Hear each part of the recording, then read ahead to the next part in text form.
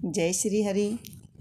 आइए आज हम सुनेंगे आषाढ़ मास शुक्ल पक्ष देवशयनी एकादशी व्रत की कथा। तो व्रत हमें 29 जून गुरुवार को करना है और पारायण 30 जून दोपहर 1:45 से लेकर 4:30 के मध्य में करना है।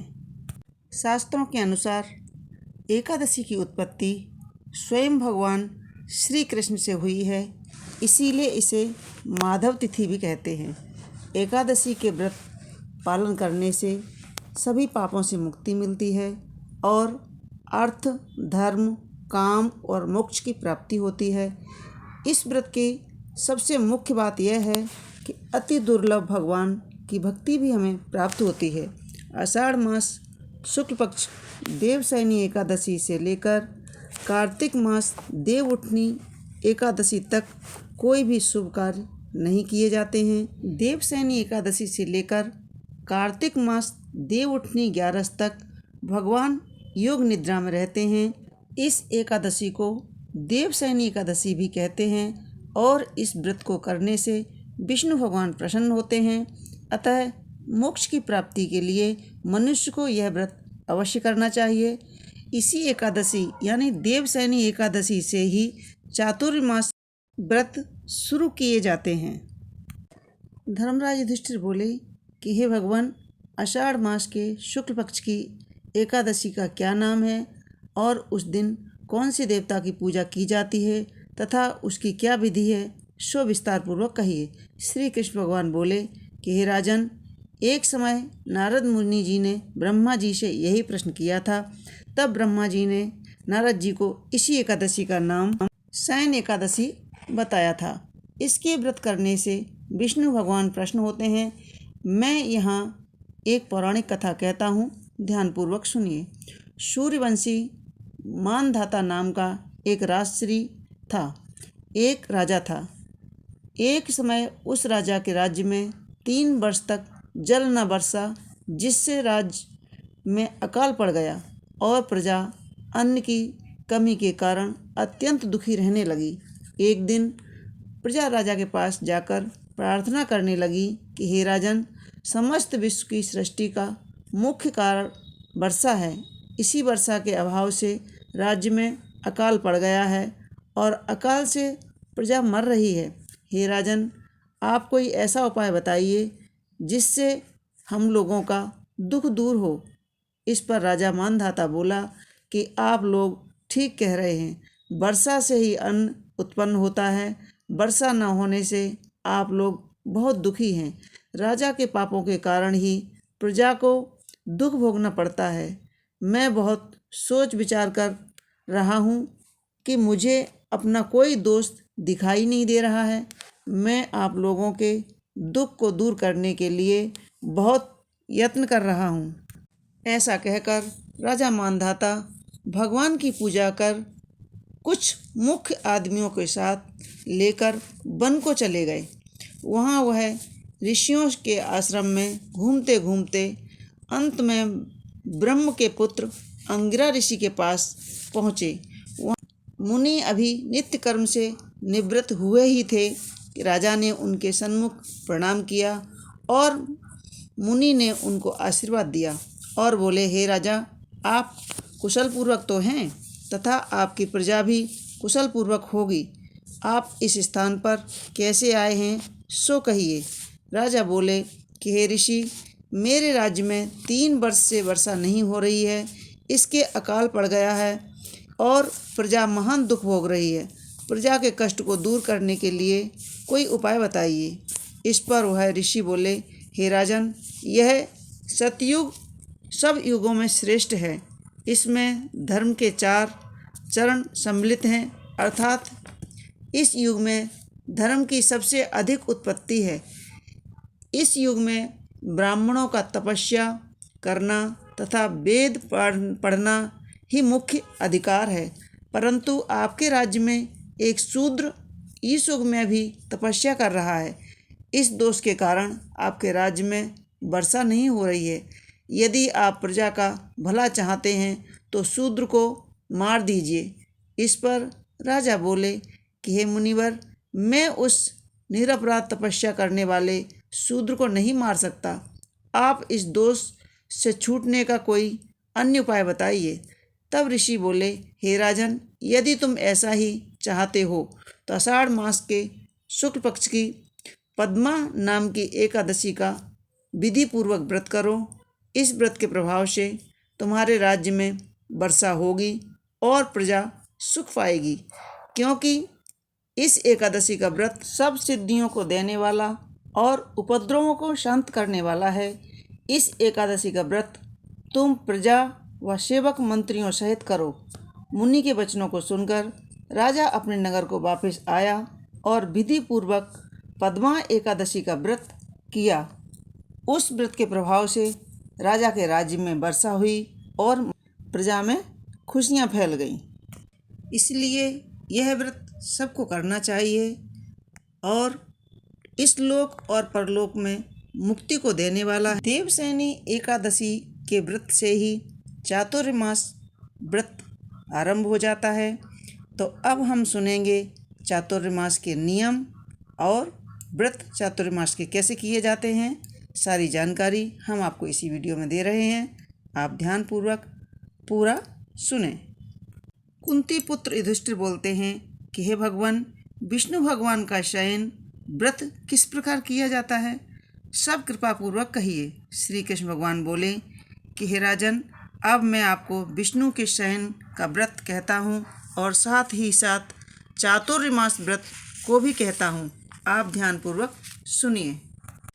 जब सूर्य नारायण कर्क राशि में स्थित हों तब विष्णु भगवान को शयन कराना चाहिए और सूर्य नारायण के तुला राशि के आने पर भगवान को उठाना चाहिए। लौंद मास के आने पर भी यह विधि वैसे। इस विधि से अन्य देवताओं को शयन नहीं कराना चाहिए और न उठाना चाहिए। आषाढ़ मास के शुक्ल पक्ष की एकादशी का विधि पूर्वक व्रत करना चाहिए। उस दिन विष्णु भगवान की प्रतिमा बनानी चाहिए और चातुर्मास व्रत का नियम करना चाहिए। सबसे प्रथम उस प्रतिमा को स्नान करावें, फिर सफ़ेद वस्त्र धारण कराएं, तकियादार शैया पर शयन करावें और धूप दीप नैवेद्य आदि से पूजन करना चाहिए। भगवान का पूजन शास्त्र ज्ञाता ब्राह्मणों के द्वारा कराना चाहिए। तत्पश्चात भगवान विष्णु की स्तुति करना चाहिए। हे भगवान, मैंने आपको शयन कराया है, आपके शयन से संपूर्ण विश्व को सो जाता है। मेरी आपसे हाथ जोड़कर विनय है कि आप जब 4 मास तक शयन करें तो मेरे चातुर्मास व्रत को निर्विघ्न पूरा कराएं। इस तरह विष्णु भगवान की स्तुति करके शुद्ध भाव से भगवान को दातून आदि के नियमों का ग्रहण कराना चाहिए। विष्णु भगवान के व्रत को शुरू करने के 5 काल वर्णन किए गए हैं। देवशयनी एकादशी से लेकर देवउठानी एकादशी तक चातुर्मास व्रत को शुरू करना चाहिए। द्वादशी, पूर्णिमासी, अष्टमी या संक्रांति को व्रत प्रारंभ करना चाहिए और कार्तिक मास के शुक्ल पक्ष की एकादशी को समाप्त कर देना चाहिए। इसके व्रत से समस्त पाप नष्ट हो जाते हैं। जो मनुष्य इस व्रत को प्रतिवर्ष करते हैं वह सूर्य के समान देदीप्यमान विमान पर बैठकर विष्णु लोक को जाते हैं। हे राजन, आप इसका पृथक पृथक फल सुने। जो मनुष्य देव मंदिरों में रंगीन बेल बूटे बनाते हैं उसे 7 जन्म तक ब्राह्मण की योनि मिलती है। जो मनुष्य चातुर्मास के दिनों में विष्णु भगवान को दूध, दही, घी, शहद और मिश्री के द्वारा स्नान कराते हैं वह विष्णु वैभवशाली होकर सुख भोगते हैं। और जो मनुष्य श्रद्धापूर्वक भूमि, स्वर्ण, दक्षिणा आदि ब्राह्मणों को देते हैं स्वर्ग में जाकर इंद्र के समान सुख भोगते हैं। जो मनुष्य विष्णु भगवान की स्वर्ण प्रतिमा बनवाकर धूप, दीप, पुष्प, नैवेद्य आदि से भगवान की पूजा करते हैं वह इंद्रलोक में जाकर अक्षय सुख भोगते हैं। जो मनुष्य चातुर्मास के अंदर नित्य प्रति तुलसी जी भगवान को अर्पित करते हैं या स्वर्ण की तुलसी अर्पित करते हैं वह स्वर्ण के विमान पर बैठकर विष्णु लोक को जाते हैं। जो मनुष्य विष्णु भगवान की धूप दीप से पूजा करते हैं उनको अनंत संपत्ति मिलती है। जो मनुष्य इस एकादशी से कार्तिक मास के महीने तक विष्णु भगवान की पूजा करते हैं उनको विष्णु लोक की प्राप्ति होती है। इस चातुर्मास व्रत में जो मनुष्य संध्या के समय देवताओं और ब्राह्मणों को दीपदान करते हैं वह ब्राह्मणों को सोना देते हैं, विष्णु लोक को जाते हैं। जो मनुष्य भक्तिपूर्वक भगवान का चरणामृत लेते हैं वह इस संसार के आवागमन के से छूट जाते हैं। जो मनुष्य विष्णु मंदिर में नित्य प्रति 108 बार गायत्री मंत्र का जाप करते हैं वह पापों में लिप्त नहीं होते हैं। जो मनुष्य पुराण तथा धर्मशास्त्र को सुनते हैं और वेद पाठी ब्राह्मणों को वस्त्रों तथा स्वर्ण सहित उनका दान देते हैं वे दानी, धनी, ज्ञानी और कीर्तिमान होते हैं।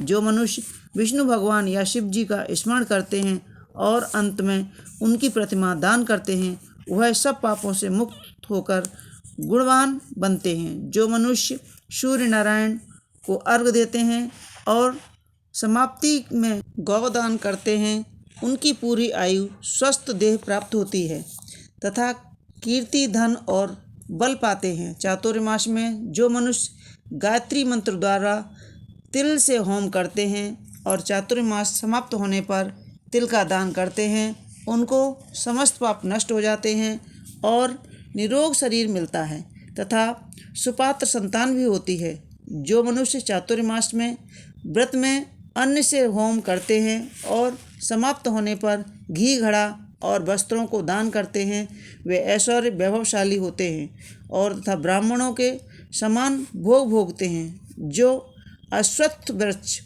की पूजा करते हैं तथा चातुर्मास पूर्ण होने पर वस्त्रों का दान करते हैं उनके समस्त पाप नष्ट हो जाते हैं।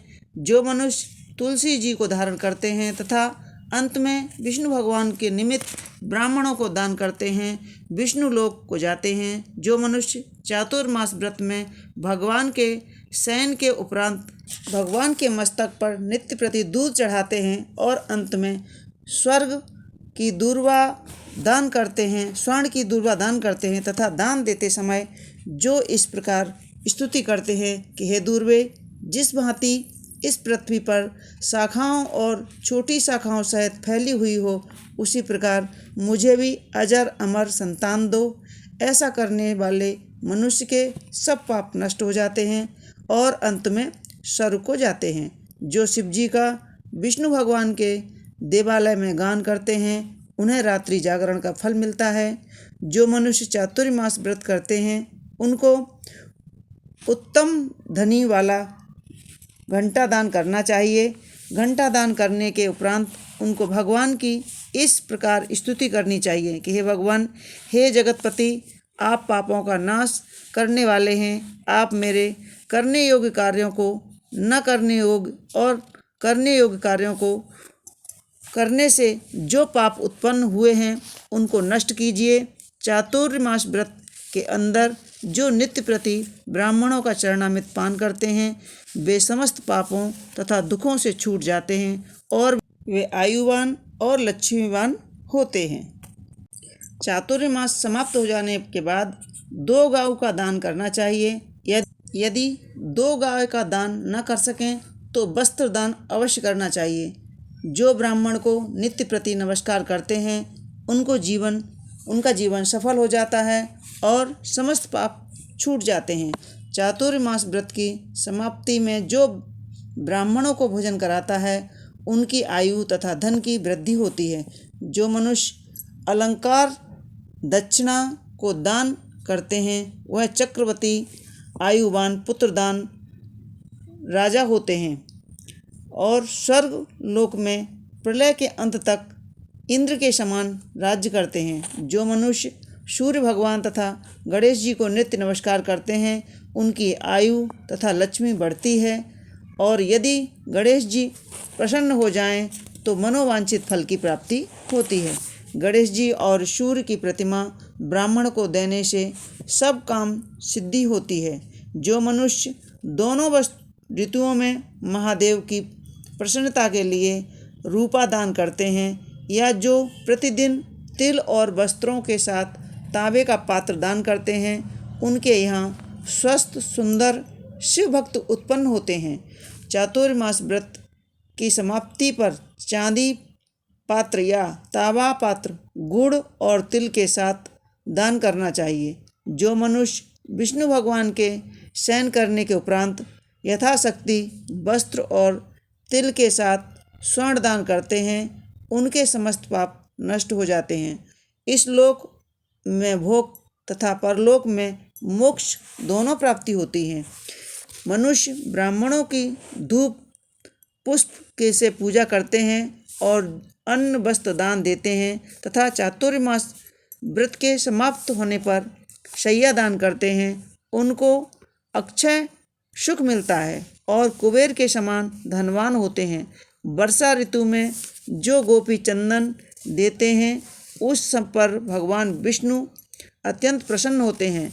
इस लोक में भोग और परलोक में मुक्ति पाते हैं। चातुर्मास व्रत में भगवान के शयन करने पर गुड़ तथा शक्कर का दान देते हैं और व्रत के समाप्त होने पर इस प्रकार उद्यापन करते हैं। एक तांबे का पात्र लेकर उसमें शक्कर भरकर तथा वस्त्र फल दक्षिणा सहित ब्राह्मण को देना चाहिए। शक्कर सहित तांबे का पात्र सूर्य को प्रिय है, इससे मनुष्य के समस्त रोग नष्ट हो जाते हैं। इस प्रकार के दान के प्रभाव से बलवान कीर्तिवान संतान उत्पन्न होती है जो मनवांछित फल देने वाली है।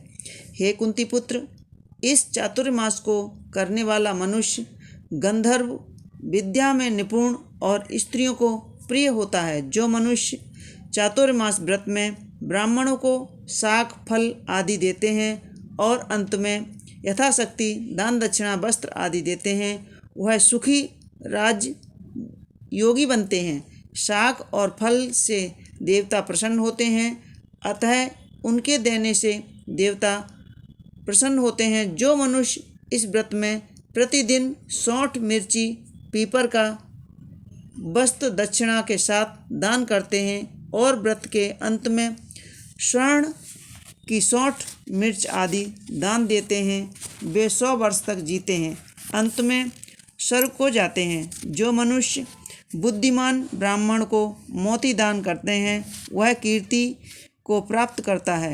जो मनुष्य इस व्रत में तंबाकू दान करते हैं, वो तंबाकू खाना छोड़ देते हैं और अंत में लाल वस्त्र ब्राह्मण को दान करते हैं, वह अगले जन्म में सौंदर्यशाली बनते हैं। और जो निरोगी बुद्धिमान भगवान तथा सुंदर वाणी वाले होते हैं, तंबाकू के दान से इस लोक में गंधर्व विद्या में निपुण और परलोक में स्वर्ग मिलता है। तंबाकू लक्ष्मी और मंगल प्रदान करती है, इसके दान से देवता प्रसन्न होते हैं और अंत में धन देते हैं। इस व्रत में जो मनुष्य लक्ष्मी या पार्वती को प्रसन्न करने के लिए हल्दी का दान करते हैं और अंत में चांदी के पात्र में हल्दी रखकर दान देते हैं, वे स्त्रियां अपने पति के साथ, पति अपनी स्त्री के साथ सुख भोगते हैं। इससे इन्हें सौभाग्य, अक्षय धन तथा सुपात्र संतान मिलती है और उनकी देवलोक में पूजा होती है। इस व्रत में जो मनुष्य शिवजी और पार्वती जी की प्रसन्नता के लिए ब्राह्मण स्त्री पुरुषों की पूजा करते हैं तथा दक्षिणा स्वर्ण दान आदि करते हैं, वे व्रत के शुरू में शिवजी की स्वर्ण की प्रतिमा दान देते हैं। गौ और बैल दान ब्राह्मणों को मीठा भोजन कराते हैं, उन्हें संपत्ति और कीर्ति मिलती है और इस लोक में सुख भोग कर अंत में शिवलोक को जाते हैं। जो मनुष्य फल का दान करते हैं और व्रत के अंत में स्वर्ण का दान करते हैं, उनके सब मनोरथ सिद्ध हो जाते हैं, सुपात्र संतान पैदा होती है। फल दान से इन्हें नंदवन का सुख प्राप्त होता है। जो मनुष्य इस व्रत में पुष्प दान करते हैं उन्हें इस लोक में सुख मिलता है और परलोक में गंधर्व पद मिलता है।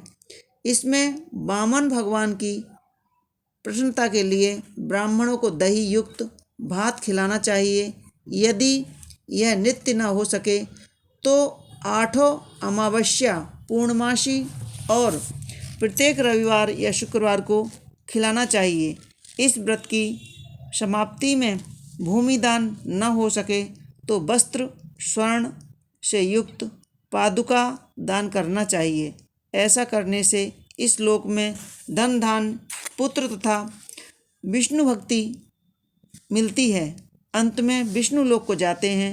जो मनुष्य दान तथा आभूषण से युक्त बछड़ा गोदान करते हैं वह इस लोक में ज्ञानी और किसी के सेवक नहीं बनते हैं और अंत में ब्रह्मलोक में जाकर पितरों के साथ अनंत सुख प्राप्त करते हैं।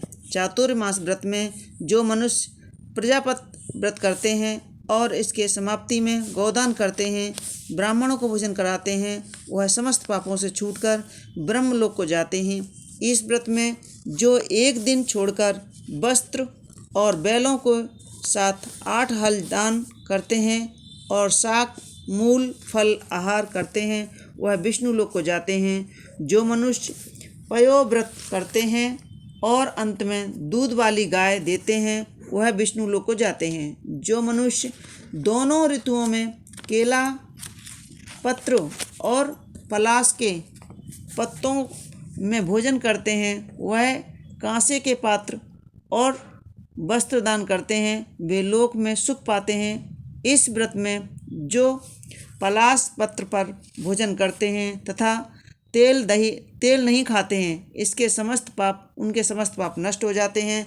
चातुर्मास व्रत के प्रभाव से ब्राह्मण, घात करने वाला, शराब पीने वाला, बालकों को मारने वाला, असत्य भाषण करने वाला, स्त्री को मारने वाला, किसी के व्रत को बिगाड़ने वाला, अगम्य गमन करने वाला, विधवा गमन करने वाला, ब्राह्मणी तथा चांडालनी से गमन करने वाला, इन सब पापों से नष्ट हो जाते हैं और अंत में निर्वाण पद को प्राप्ति होती है। चातुर्मास व्रत के अंत में 60 पल कांसे का पात्र तथा आभूषणों युक्त बछड़ा सहित गोदान करना चाहिए।